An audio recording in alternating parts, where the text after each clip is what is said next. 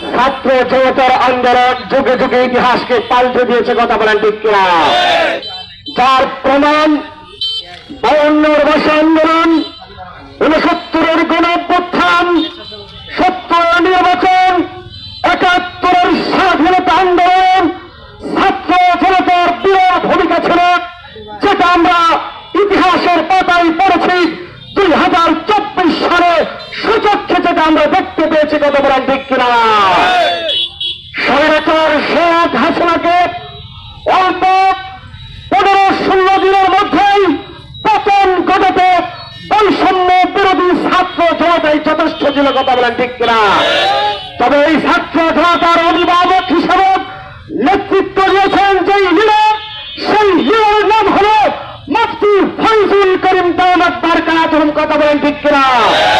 বৈষম্য বিরোধী ছাত্র জনতার আন্দোলনের 5 আগস্ট দিবালোকের মতন স্পষ্ট সারা বিশ্ববাসী দেখেছে।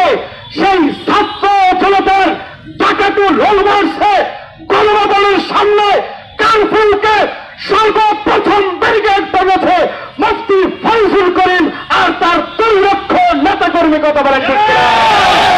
সুতরাং ভারতীয় আগ্রাসন বাংলাদেশে যদি বন্ধ না করা হয়, 1971 সালে বাঁশের লাঠি হাতে নিয়ে বাংলা যেভাবে পাকিস্তানিদের বিরুদ্ধে যুদ্ধ করে 71 দেশ স্বাধীন করেছে, 2024 সালে স্বৈরাচার শেখ হাসিনাকে দিল্লিতে পাঠাতে বাধ্য হয়েছে। ঠিক আরেকটা যুদ্ধ হবে শাহজালালের দেশে, শাহ আমানের দেশে, মুফতি ফয়জুল করিমের দেশে বাঁশের লাঠি প্রস্তুত করে ভারতীয় আগ্রাসনের বিরুদ্ধে, কথা বলেন ঠিক কিনা? অনতি বিলম্ব বাংলাদেশ থেকে সকল আগ্রাসন বাতিল করে সকল রাজনৈতিক কূটনৈতিক চুক্তি ভারতের সাথে বন্ধ করতে হবে, কথা বলেন ঠিক কিনা?